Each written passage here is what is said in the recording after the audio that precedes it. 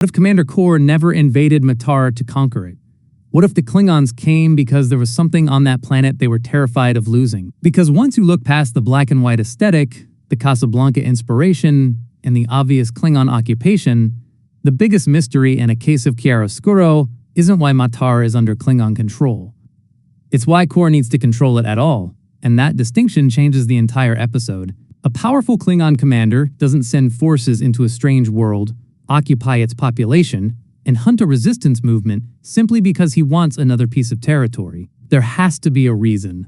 Something valuable. Something dangerous. Something the Klingons believe cannot be allowed to fall into Starfleet hands. And the episode may already be giving us the answer without saying it directly. The Enterprise crew barely has time to understand Matar before the situation becomes clear. Una, M'Benga, and Uhura find themselves trapped inside a world that looks like it was pulled straight out of a 1940s noir movie. The planet exists in stark black and white, Klingon forces are occupying the population, and a resistance is operating beneath the occupation. But the strangest detail isn't the planet's appearance, it's Una's face. She looks almost exactly like Yvette, the resistance leader. M'Benga even acknowledges how unlikely the coincidence is, while pointing out that in a universe this enormous, perhaps strange similarities are inevitable. But Strange New Worlds doesn't usually spend this much time establishing a coincidence unless that coincidence matters. Una isn't simply walking into a place that resembles an old movie. She's walking into a conflict where someone who looks exactly like her is already important. And that immediately raises the question, what does Yvette know? Because if Kor's objective were simply to suppress the population of Matar, Yvette would be a resistance problem. But if Yvette knows something about why the Klingons are actually there, she becomes something much more valuable. She becomes a key. And that would explain why the resistance matters so much. Kor doesn't necessarily need to destroy everyone, he needs to control the flow of information. He needs to know who is talking to who is helping people escape, who possesses information about the planet, and most importantly, who knows what the Klingons are really looking for. That makes the occupation feel less like traditional conquest and more like an intelligence operation disguised as a military takeover. Think about it. If Matar were simply rich in resources, the Klingons could announce their claim and defend it. If the planet had strategic territory, they could establish a military base. But the story instead gives us secretive resistance networks, refugees, hidden identities, and a mysterious leader. Those are the ingredients of a story about information. And in a Star Trek universe where information can be more dangerous than weapons, that should make us nervous. Because what happens when an occupying power is terrified of the truth? It starts controlling people. It starts controlling movement. It starts controlling communication. And eventually it starts controlling the story itself. That is exactly what makes Kor so interesting in this episode. He isn't presented merely as a Klingon warrior looking for glory. His presence represents an oppressive force that wants to determine what the people of Matar are allowed to know. And if that's deliberate, then Kor's greatest weapon isn't his army, it's secrecy. This also gives the Casablanca influence a much deeper purpose.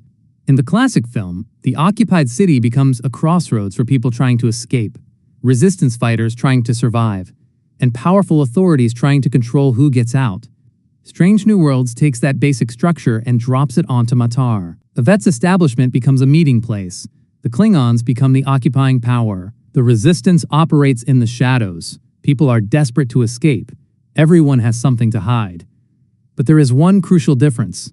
In Casablanca, the question is largely about who gets out. On Matar, the question may be what gets out with them, and that could be the secret Kor is protecting.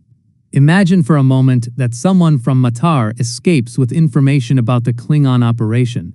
Suddenly, the entire occupation becomes a liability. Starfleet could investigate. The Federation could discover why Kor is really there. Other Klingon factions could learn what he has been doing. And whatever Kor is trying to obtain could suddenly become the property of whoever reaches it first. That would explain why a resistance movement is so dangerous. Not because the resistance can defeat the Klingon military, but because the resistance can expose the truth.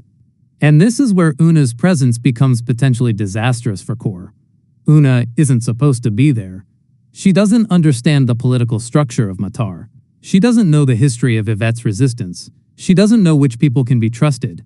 And yet she has something that nobody else on the planet has. the face of the person at the center of the resistance. That's more than a disguise. That's an advantage, because Una can move through situations that would be impossible for an outsider.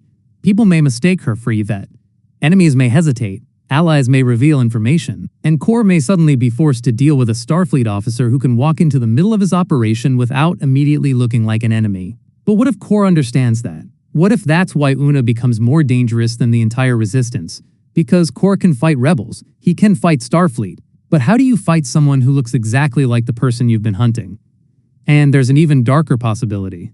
What if Yvette was never the real target either? What if Yvette is simply the person who accidentally discovered what Kor came to Matar to find? That would make her importance completely different. She wouldn't be valuable because she is a revolutionary. She would be valuable because she knows something.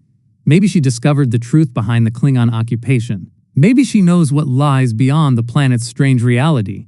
Maybe she has information about an ancient technology, or a political secret that could threaten the Klingon Empire. The episode material doesn't explicitly confirm what that secret is, so we shouldn't pretend we already know. But the structure of the story strongly supports one conclusion. Kor's interest in Matar goes deeper than simple conquest. And that is why the title, A Case of Chiaroscuro, suddenly feels perfect. Chiaroscuro means the dramatic contrast between light and darkness. And that's exactly what this episode is doing. Everything is visually divided into black and white. The Klingons appear to be the obvious villains. The Resistance appears to be the obvious heroes. Yvette appears to be the obvious victim. Kor appears to be the obvious invader. But Star Trek has always been at its best when the obvious answer isn't the complete answer. So what if the black and white world is actually hiding a story full of gray?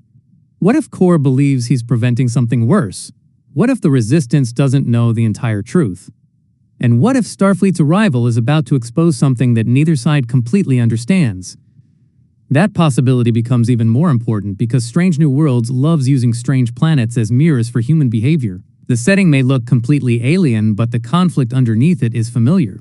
Occupation, fear, propaganda, resistance, identity. The question of who controls the truth. These are very human problems wearing Klingon uniforms. And Commander Kor may represent something more complicated than simple evil.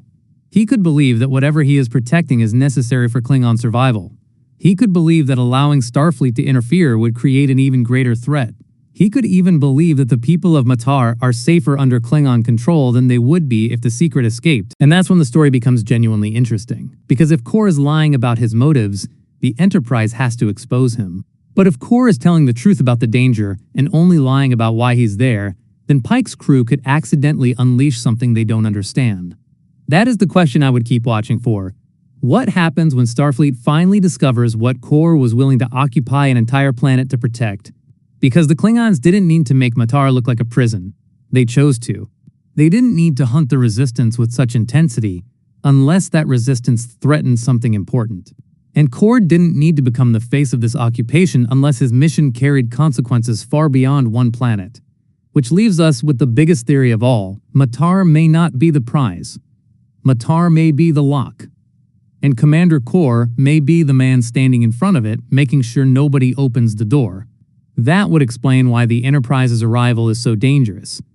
Pike and his crew aren't simply interfering in a Klingon occupation anymore. They're walking directly into a secret that Kor has been trying to contain. And Una may be the one person capable of breaking it open.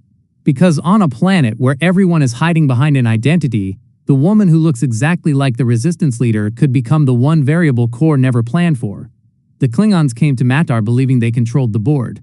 Then Starfleet arrived, and suddenly, the game changed. But there is another clue hiding in the way Kor approaches the planet. If this were simply about eliminating Yvette and crushing the Resistance, the Klingons could have done that immediately. Instead, the conflict has a strange sense of restraint. There is pressure, surveillance, intimidation, and control, but the Resistance is still operating.